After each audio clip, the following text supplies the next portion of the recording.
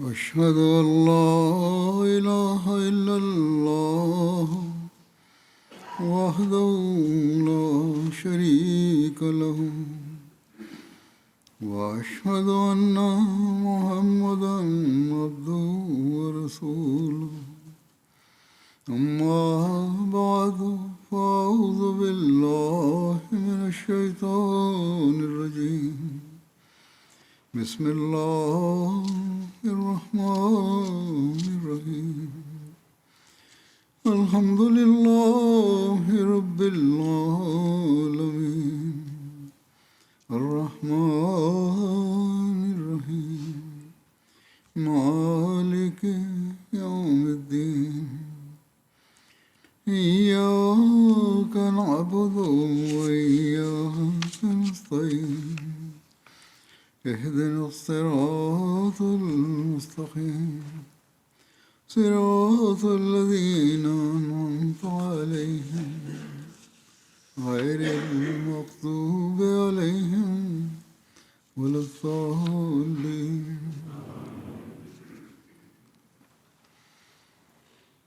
سچائی پر ہر قیمت پر عمل کرنے اور اس پر سختی سے عمل اور اس حوالے سے مخالفین کو بھی چیلنج کرنے کہ چند واقعات حضرت صلی اللہ علیہ وسلم کے غلام صادق حضرت مسیح علیہ السلام کی زندگی اور سیرت کا بیان کروں گا آج. سب سے پہلے آپ کے ایک بہت بڑے مخالف محمد حسین بٹالوی کی زندگی صاحب، جنہوں نے آپ پر کافر اور کذاب ہونے کا الزام لگایا تھا، ان کے اس الزام پر حضرت مسیح علیہ السلام کا جواب جو تھا وہ پیش کروں گا. ایک ایسا کھلا واضح جواب اور چیلنج ہے کہ اگر کوئی انصاف کی نظر سے دیکھے تو ان الزامات پر کبھی یقین کر ہی نہیں سکتا، لیکن جب آنکھوں میں پٹی بندھی ہو تو پھر روشنی نظر نہیں آ سکتی. یہی آج کل کے مولویوں کا بھی حال ہے. ایک مرتبہ محمد حسین بٹالوی صاحب نے حضرت اقدس مسیح موعود علیہ السلام کو ایک خط لکھا اور اس میں آپ کو مخالف دین اسلام،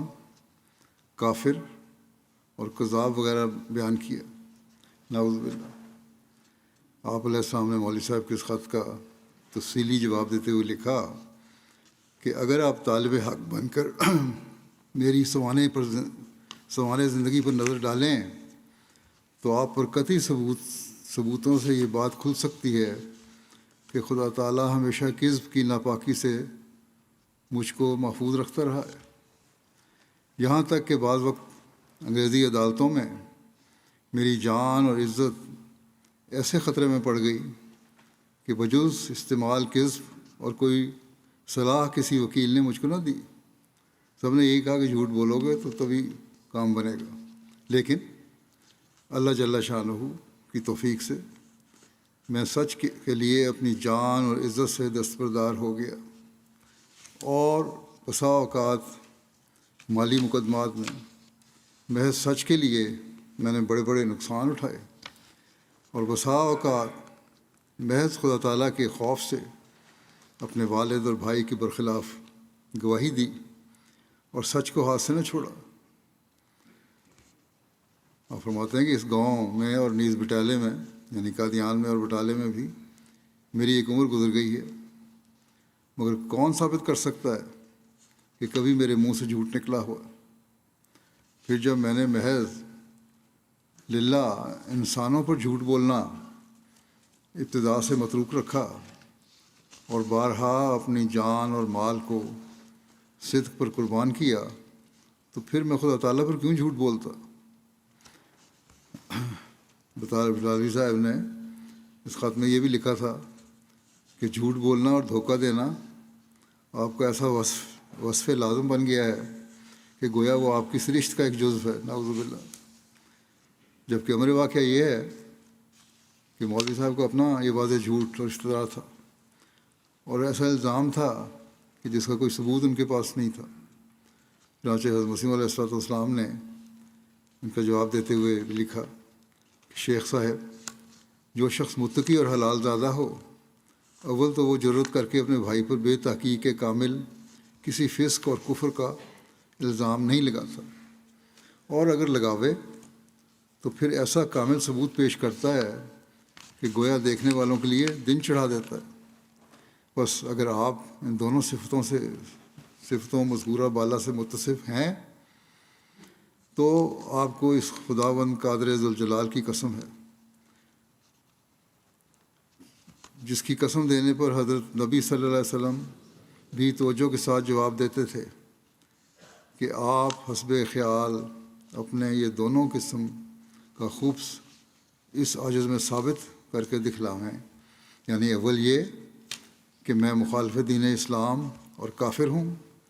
اور دوسرے یہ کہ میرا شیوا جھوٹ بولنا۔ دو الزام لگاتے ہیں نا کہ میں کافر ہوں، مسلمان نہیں، ٹھیک ہے، اس کو ثابت کریں۔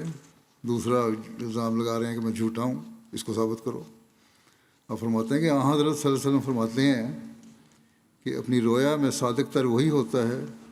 جو اپنی باتوں میں صادق تر ہوتا ہے۔ اس حدیث میں حضرت صلی اللہ علیہ وسلم نے صادق کی یہ نشانی ٹھہرائی ہے کہ اس کی خوابوں پر سچ کا غلبہ ہوتا ہے۔ اور ابھی آپ دعویٰ کر چکے ہیں کہ میں،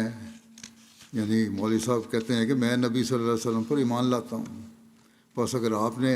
یہ بات نفاق سے نہیں کہی اور آپ در حقیقت حضرت صلی اللہ علیہ وسلم پر ایمان رکھتے ہیں اور جانتے ہیں کہ حضرت صلی اللہ علیہ وسلم اپنے قول میں سچے ہیں، تو آؤ ہم اور تم اس طریق پر ایک دوسرے کو آزما لیں کہ بموجب اس محق کے کون صادق ثابت ہوتا ہے اور کس کی سرشت میں جھوٹ ہے۔ اور ایسا ہی اللہ جل شانہ قرآن کریم میں فرماتا ہے کہ لہم البشریٰ فی الحیات دنیا، کہ ان کے لیے اس ورلی زندگی میں بھی خدا کی طرف سے بشارت پانے کا انعام مقرر ہے۔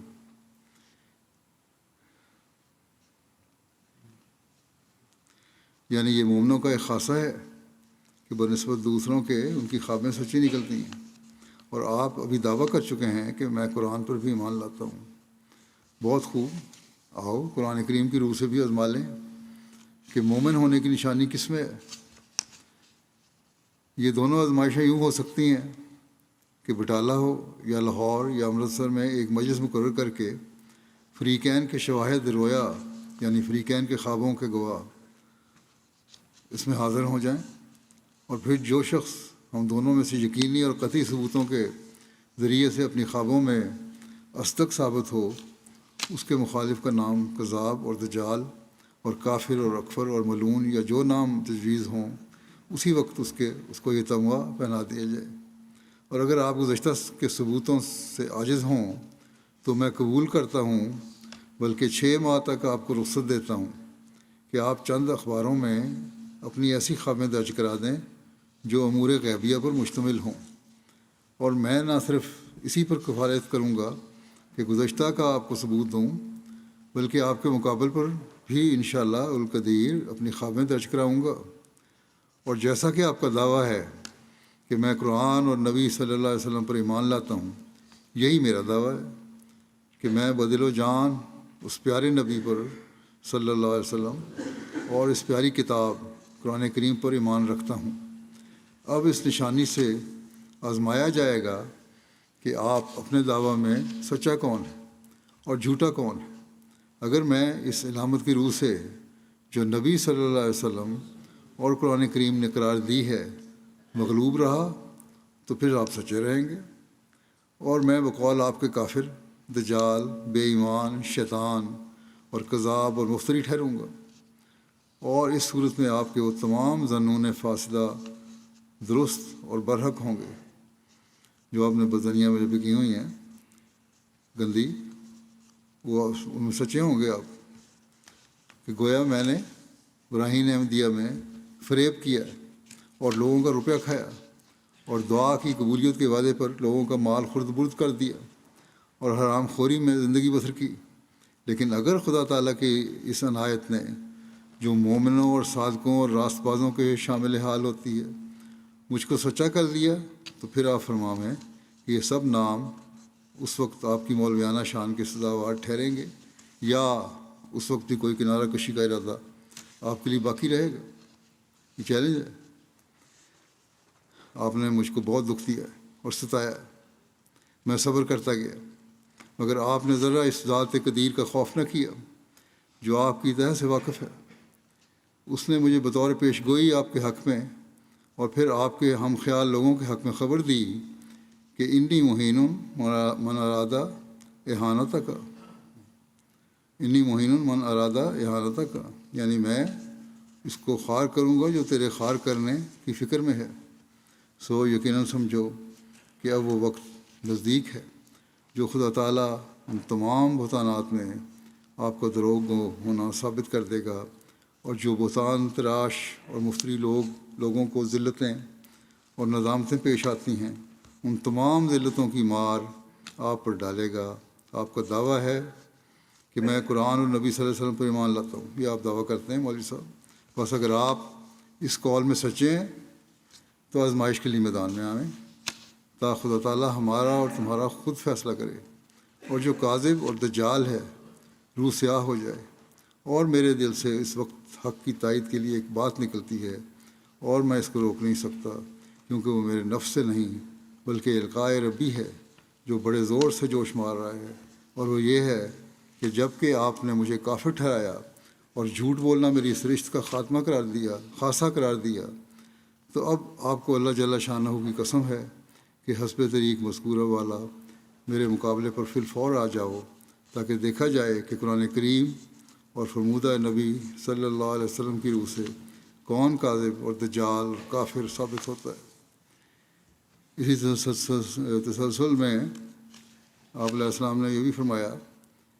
کہ ما حاضہ، ایک اور بات بھی ذریعہ آزمائش صادقین ہو جاتی ہے جس کو خدا تعالیٰ آپ ہی پیدا کرتا ہے، اور وہ یہ ہے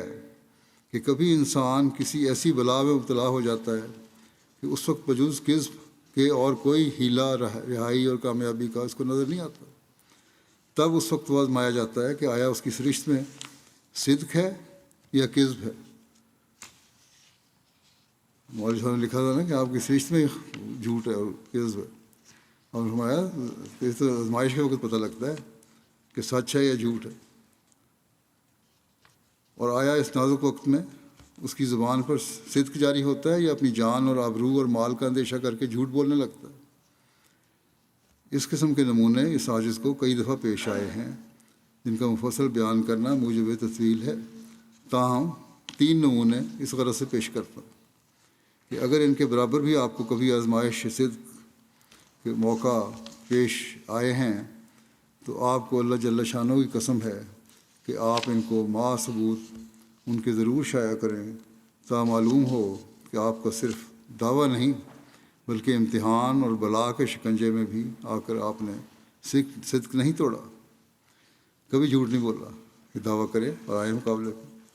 اپنی مثال آپ نے بعض باتیں بتائی ہیں، 3 باتیں مثال دوں گا۔ آپ نے فرمایا نمبر 1 کہ اذان جملہ ایک یہ واقعہ ہے کہ میرے والد صاحب کے انتقال کے بعد مرزا اعظم بیگ صاحب لاہوری نے شرکائے ملکیت قادیان سے مجھ پر اور میرے بھائی مرحوم مرزا غلام قادر پر مقدمہ دخل ملکیت کا عدالت ضلع میں دائر کرا دیا، اور میں بظاہر جانتا تھا کہ ان شرکاء کو ملکیت سے کچھ غرض نہیں، کیونکہ وہ ایک گمگشتہ چیز تھی جو سکھوں کے وقت میں نابود ہو چکی تھی، اور میرے والد صاحب نے تنہا مقدمات کر کے اس ملکیت اور دوسرے دیہات کے بازیافت کے لیے 8,000 کے قریب خرچ و خسارہ اٹھایا تھا، جس میں وہ شرکاء ایک پیسے کے بھی شریک نہیں تھے۔ سو ان مقدمات کے اثناء میں جب میں نے فتح کے لیے دعا کی تو یہ الہام ہوا کہ اجیبو کل دعائے کا اللہ فی شرکائے کا، یعنی میں تیری ہر یک دعا قبول کروں گا مگر شرکاء کے بارے میں نہیں۔ یہ دعا جو تم کر رہے یہ نہیں قبول ہوگی۔ سو میں نے اس الہام کو پا کر اپنے بھائی اور تمام زن و مرد عزیزوں کو جمع کیا جو ان میں سے بعض اب تک زندہ ہیں، اور کھول کر کہہ دیا کہ کہ شرکاء کے ساتھ مقدمہ مت کرو، یہ خلاف مرضی حق ہے۔ اللہ تعالیٰ نہیں چاہتا کہ ہم مقدمہ کریں، مگر انہوں نے قبول نہ کیا اور آخر ناکام ہوئے۔ لیکن میری طرف سے ہزارہا روپیہ کا نقصان اٹھانے کے لیے استقامت ظاہر ہوئی۔ میں نے نقصان اٹھایا روپوں کا، لیکن ثابت قدم رہا اسی بات پہ۔ اللہ نے روک دیا تھا، اس لیے میں نے مقدمہ نہیں لڑا۔ اور اس کے وہ سب جو اب دشمن ہیں گواہ ہیں کہ میں نے یہ مقدمہ نہیں لڑا، کیونکہ تمام کاروباری ذمہ داری میرے بھائی کے ہاتھ میں تھا۔ اس لیے میں نے بار بار ان کو سمجھایا، مگر انہوں نے نہ مانا اور آخر نقصان اٹھایا، مقدمہ ہار گئے۔ دوسری مثال آپ نے یہ دی کہ تخمیناً 15 یا 16 سال کا عرصہ گزرا ہوگا، یا شاید اس سے بھی کچھ زیادہ ہو، اس عاجز نے اسلام کی تائید میں آریوں کے مقابل پر ایک عیسائی کے مطبع میں، جس کا نام رولیا رام تھا اور وہ وکیل بھی تھا اور امرتسر میں رہتا تھا، اور اس کا ایک اخبار بھی نکلتا تھا، ایک مضمون بغیر تباہ ہونے کے ایک پیکٹ کی صورت میں، جس کی دونوں طرفیں کھلی تھیں، بھیجا، اور اس پیکٹ میں ایک خط بھی رکھ دیا۔ چونکہ خط میں ایسے الفاظ تھے جن میں اسلام کی تائید اور دوسرے مذاہب کے بطلان کی طرف اشارہ تھا، اور مضمون کے چھاپ دینے کے لیے تاکید بھی تھی، اس لیے وہ عیسائی مخالفت مذہب کی وجہ سے افروختہ ہوا، اور اتفاقاً اس کو دشمنانہ حملہ کے لیے یہ موقع ملا کہ کسی علیحدہ خط کا پیکٹ میں رکھنا قانوناً ایک جرم تھا، جس کی اس عاجز کو کچھ بھی اطلاع نہ تھی، اور ایسے جرم کی سزا میں قوانین ڈاک کے روح سے 500 روپیہ جرمانہ یا 6 ماہ تک قید ہے۔ سو اس نے مخبر بن کر افسران ڈاک سے اس عاجز پر مقدمہ دائر کرا دیا، اور قبل اس کے جو مجھے اس مقدمہ کی کچھ اطلاع ہو، رویا میں اللہ تعالیٰ نے میرے پر ظاہر کیا کہ رولیا رام وکیل نے ایک سانپ میرے کاٹنے کے لیے مجھ کو بھیجا ہے، اور میں نے اسے مچھلی کی طرح تل کر واپس کر دیا۔ میں جانتا ہوں کہ یہ اس بات کی طرف اشارہ تھا کہ آخر وہ مقدمہ جس طرز سے عدالت میں فیصلہ پایا، وہ ایک ایسی نظیر ہے جو وکیلوں کے کام میں آ سکتی ہے۔ غرض میں اس جرم میں صدر ضلع گرداسپورہ میں طلب کیا گیا، اور جن جن وکلاء سے مقدمہ کے لیے مشورہ لیا گیا، انہوں نے یہی مشورہ دیا کہ بجز دروغ گوئی کے، سوائے جھوٹ بولنے کے اور کوئی راہ نہیں، اور یہ صلاح دی کہ اس طرح اظہار دے دو کہ ہم نے پیکٹ میں خط نہیں ڈالا، رولیا رام نے خود ڈال دیا ہوگا، اور نیز بطور تسلی دہی کے کہا کہ ایسا بیان کرنے سے شہادت پر فیصلہ ہو جائے گا، اور 2-4 جھوٹے گواہ دے کر بریت ہو جائے گی، ورنہ صورت مقدمہ سخت مشکل ہے، اور کوئی صورت نہیں بچنے کی، اور کوئی طریق رہائی نہیں ہے۔ مگر میں نے ان سب کو جواب دیا کہ میں کسی حالت میں راستی کو چھوڑنا نہیں چاہتا، جو ہوگا سو ہوگا، دیکھا جائے گا کیا ہوتا ہے، جھوٹ نہیں میں نے بولنا۔ تب اسی دن یا دوسرے دن مجھے ایک انگریز کی عدالت میں پیش کیا گیا، اور میرے مقابل پر ڈاک خانہ جات کا افسر بحیثیت سرکاری مدعی ہونے کے حاضر ہوا۔ اس وقت حاکم عدالت نے اپنے ہاتھ سے میرا اظہار لکھا، اور سب سے پہلے مجھ سے یہی سوال کیا کہ کیا یہ خط تم نے اپنے پیکٹ میں رکھ دیا تھا، اور یہ خط اور یہ پیکٹ تمہارا ہے؟ تب میں نے بلا توقف جواب دیا کہ یہ میرا ہی خط اور میرا ہی پیکٹ ہے، اور میں نے اس خط کو پیکٹ کے اندر رکھ کر روانہ کیا تھا، مگر میں نے گورنمنٹ کی نقصان رسانی موصول کے لیے بدنیتی سے یہ کام نہیں کیا تھا، حکومت کو نقصان پہنچانے کے لیے نہیں کیا تھا کہ ٹکٹ کے پیسے بچا لوں،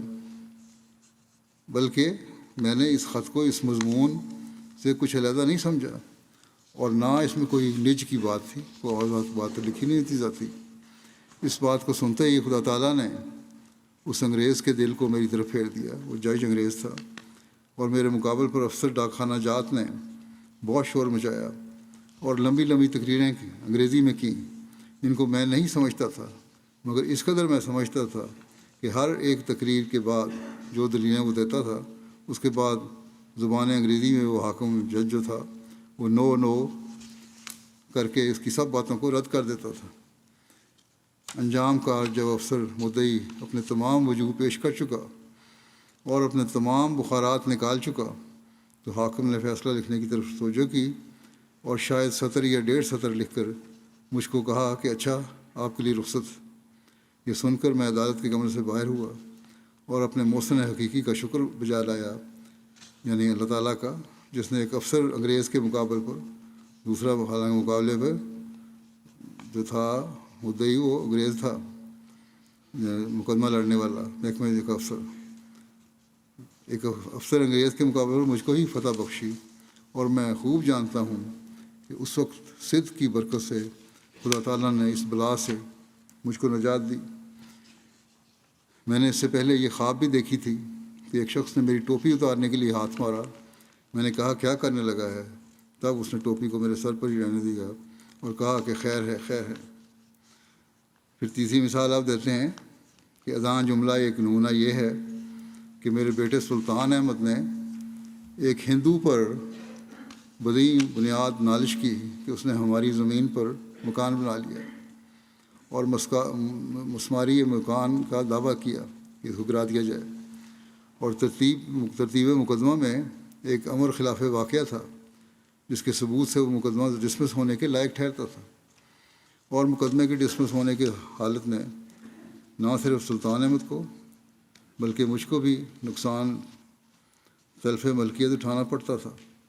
تب فریق مخالف نے موقع پا کر میری گواہی لکھوا دی۔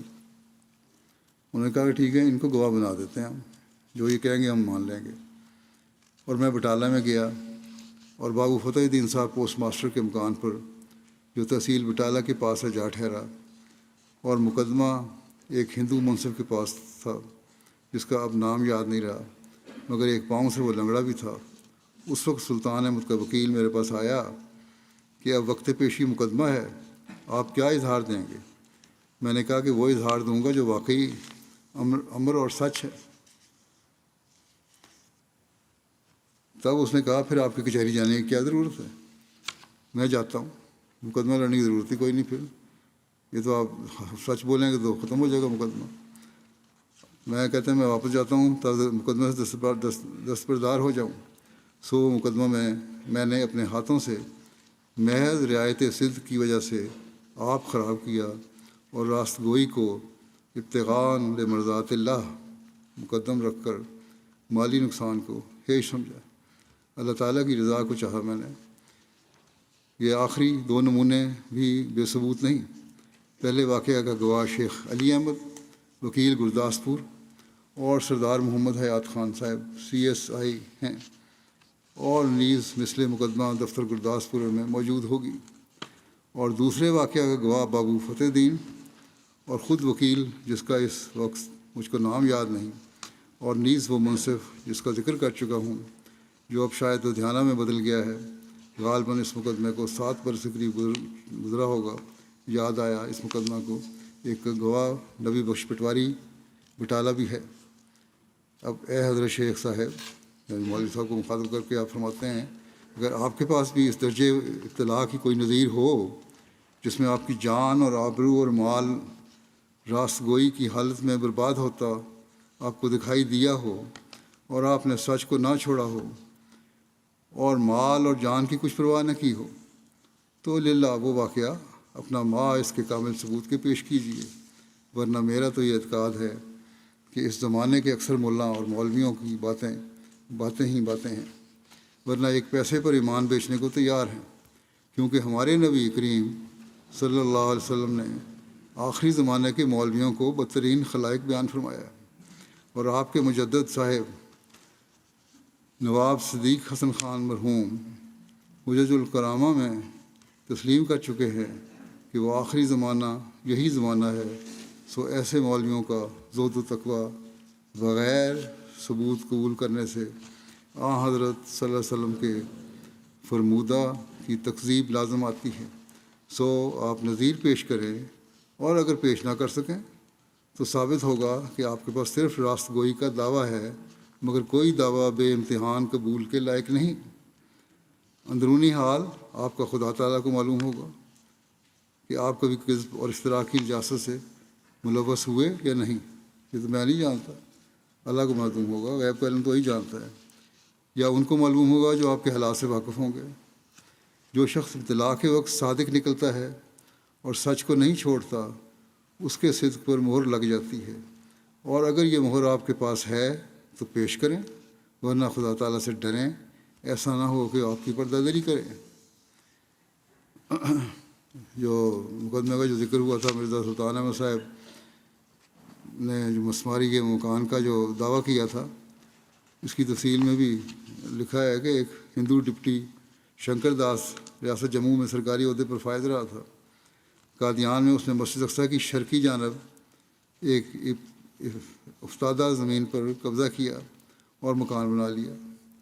جہاں بعد میں سجن احمدیہ کے دفاتر بنے۔ مرزا سلطان احمد صاحب نے دعویٰ کیا تھا اور مسماری یہ مکان کا دعویٰ تھا، مگر ترتیب مقدمہ میں ایک امر خلاف واقعہ تھا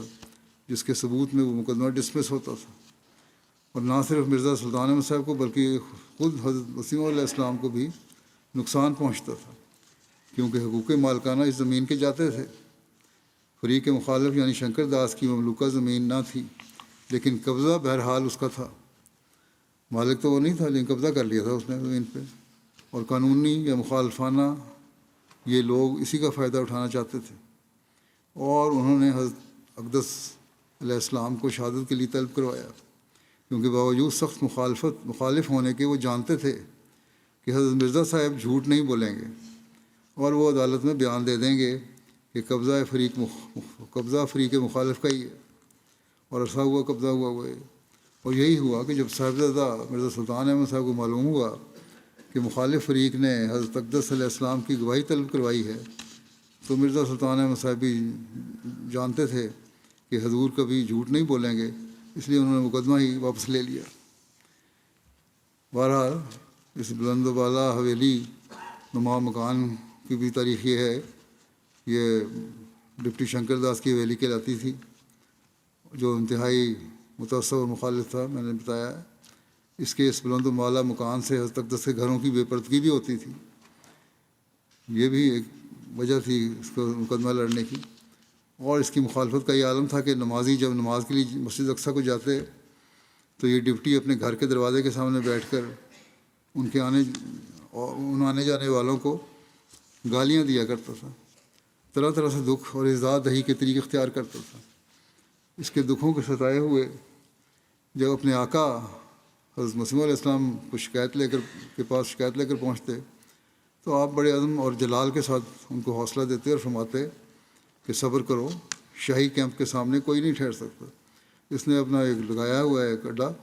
لیکن ہمارا کیمپ بھی شاہی کیمپ ہے، اللہ تعالیٰ کا کیمپ ہے، اس کے سامنے کوئی نہیں ٹھہرے گا۔ اور پھر دیکھنے والوں نے دیکھا بھی اور سننے والوں نے سنا بھی کہ اس ڈپٹی صاحب کا ہنستا بستا گھر جو تھا وہ اجڑنے لگا۔ آخرکار وہ بھی وہاں سے بیمار ہو کے کسی طرح چلا گیا، اور یہ مکان حضرت شیخ یعقوب علی صاحب عرفانی نے خرید لیا، اور 1932 میں اس مکان میں سجن احمدیہ کے دفاتر کا قیام عمل میں لایا گیا، جس کا افتتاح بھی حضرت مسلم موعود رضی اللہ عنہ نے فرمایا۔ اور بہرحال خدا کی قدرت ہے کہ وہ شخص جو کل بڑی رونق سے اپنے گھر کے سامنے سے مسجد کی طرف جانے والے کسی نمازی کو گزرنے بھی نہیں دیتا تھا، آج خدا کی تقدیر نے اس کے نام و نشان کو مٹاتے ہوئے اس سارے گھر کو، اس علاقے کو مسجد بنا دیا۔ مسجد اقصیٰ کا حصہ ہے وہ۔ حضرت اقدس علیہ السلام کی راست بازی اور سچائی پر مبنی اس گواہی کی کیسی عظیم الشان برکت ہے کہ سچ کو نہیں چھوڑا، اور اس کے مقابل پر نہ خاندانی عزت و جاہ کی پرواہ کی، اور نہ ہی زمین و جائیداد کی تلف ہونے کی پرواہ کی، اور گویا اپنے ہاتھوں سے وہ سب کچھ قربان کر دیا۔ لیکن خدا نے اس قربانی کو اس طرح قبول کیا اور عظمت و برکت دی کہ آج منارۃ المسیح کے عین نیچے وہ خدائے واحد و یگانہ کی عبادت گاہ کی صورت میں آباد ہے۔ حضرت مسلم موعود رضی اللہ عنہ ان وکیل صاحب کے بارے میں جو اس مقدمے کی پیروی کر رہے تھے بیان کرتے ہیں کہ اس زمانے میں اکثر مقدمات میں آپ کی طرف سے شیخ علی احمد صاحب وکیل گرداسپوری پیروی کیا کرتے تھے، اور آپ کی پاکیزہ زندگی کو دیکھ کر دعویٰ کے بعد بھی گو وہ احمدی نہیں تھے، آپ پر بہت حسن ظن رکھتے تھے۔ انہوں نے آپ سے کہا کہ اور کوئی گواہ تو ہے نہیں۔ پھر وہ خط اسی مضمون کے متعلق ہے جو پہلا ڈاک والا مقدمہ تھا، اور اسے اشتہار کا حصہ ہی کہا جا سکتا ہے۔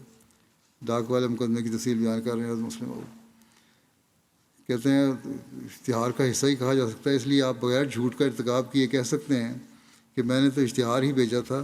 خط کوئی نہیں بھیجا تھا، مگر آپ نے ایسا کرنے سے انکار کر دیا اور فرمایا کہ یہ نہیں ہو سکتا۔ یہ باریکی جو ہے سچائی کی اس کے خلاف ہے۔ میں نے خط ڈالا تھا، اس میں جو گو مضمون کا حصہ تھا، لیکن خط بھی تھا، اس لیے میں تو کہوں گا کہ خط ڈالا تھا۔ جو بات میں نے کی ہے اس کا انکار کس طرح کر سکتا ہوں؟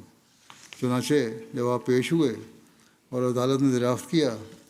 کہ آپ نے کوئی خط مضمون میں ڈالا تھا، تو آپ نے فرمایا ہاں، اس راست بازی کا دوسروں پر تو اثر ہونا تھا ہی، خود عدالت پر ہی اس قدر اثر ہوا کہ اس نے آپ کو بری کر دیا اور کہا کہ ایک اصطلاحی جرم کے لیے ایسے راست باز آدمی کو سزا نہیں دی جا سکتی۔ اسی مقدمہ ڈاک والے کے وکیل کا ذکر کرتے ہوئے اور شیخ یعقوب علی صاحب عرفانی لکھتے ہیں، مجھے شیخ علی احمد صاحب وکیل نے خود بتایا، اب یہ وکیل کا اپنا بیان ہے جو شیخ یعقوب علی صاحب عرفانی کو انہوں نے دیا، کہ اس مقدمہ کے واقعات سناتے ہوئے بتایا، انہوں نے کہا کہ یہ مقدمہ آخری دفعہ مقام دینہ نگر میں پیش ہوا تھا، اور میں نے ہر چند چاہا کہ مرزا صاحب انکار کر دیں کہ یہ خط اس میں نہیں رکھا تھا۔ میرے نزدیک اس کا کوئی ثبوت نہیں ہو سکتا تھا کہ وہ خط اسی پیکٹ میں سے برآمد ہوا، اور اس کے متعلق شہادت کبھی نہ تھی۔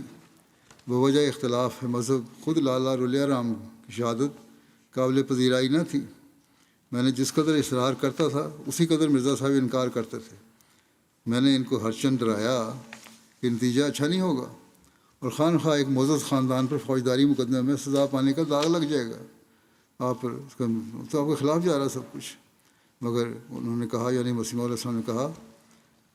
انہوں نے میری بات نہیں مانی، حضرت مسیح نے میری بات نہیں مانی، وکیل صاحب کہتے ہیں،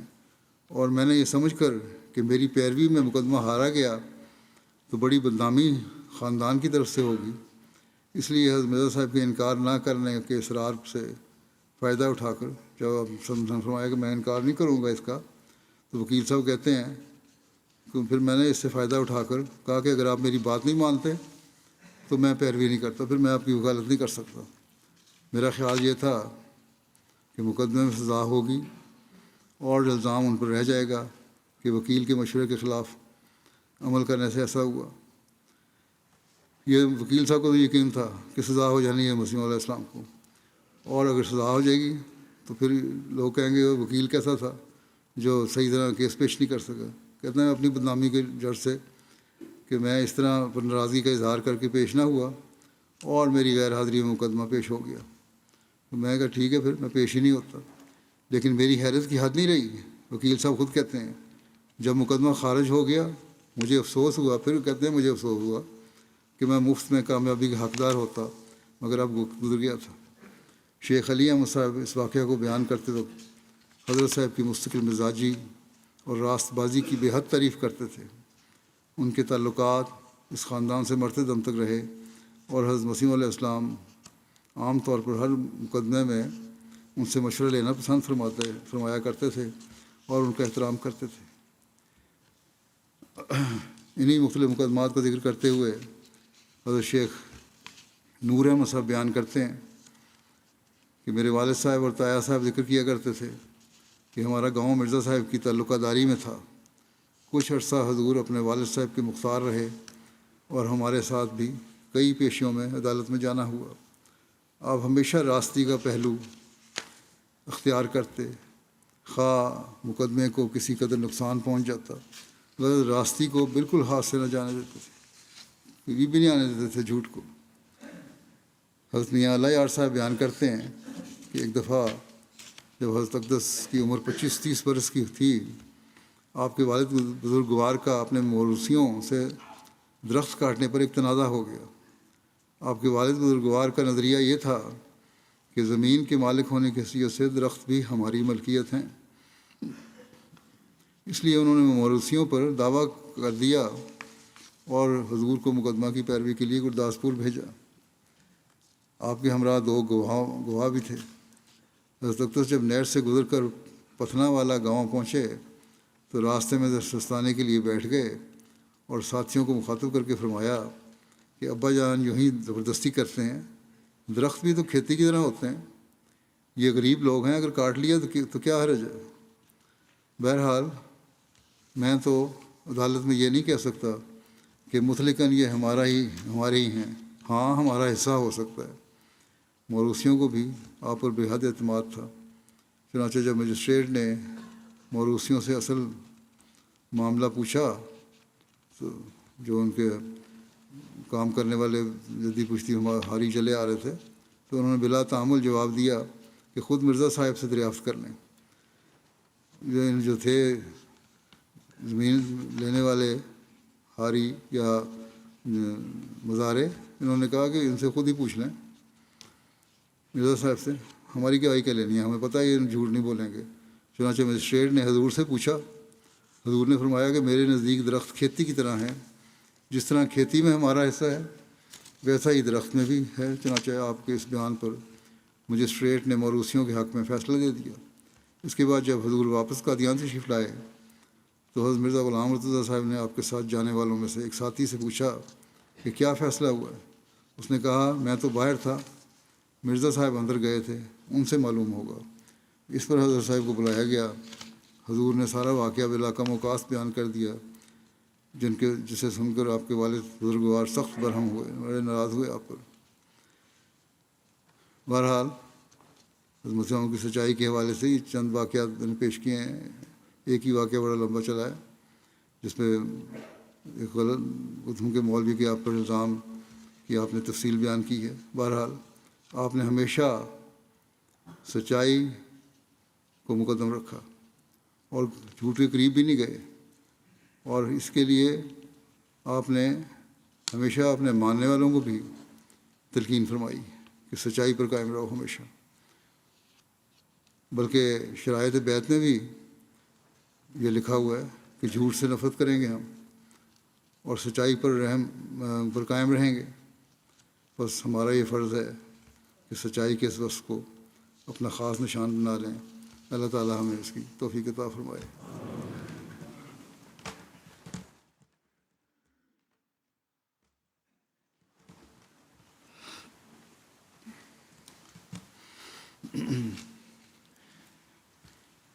الحمد للہ نحمده ونستعینه ونستغفره ونؤمن به ونتوکل علیہ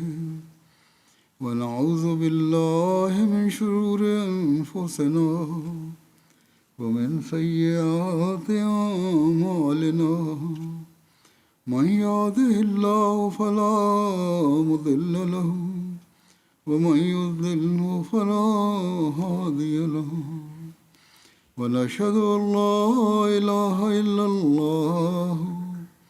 ونشهد أن محمدا عبده ورسوله عباد الله رحمكم الله إن الله يأمر بالعدل والإحسان وإيتاء ذي القربى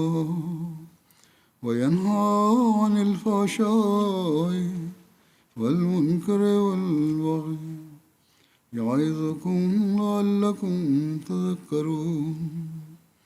اذكروا الله يذكركم وادعوه يستجب لكم ولذكر الله أكبر